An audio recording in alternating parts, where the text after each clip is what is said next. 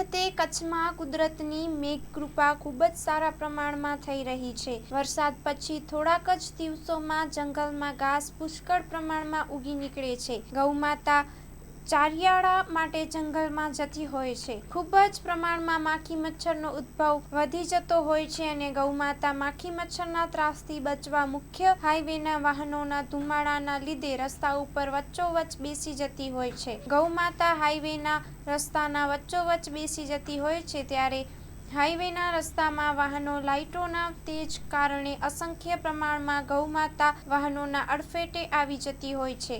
જીવલેણ ઈજા થતી હોય છે અથવા મોતના મુખમાં ધકેલાઈ જતી હોય છે।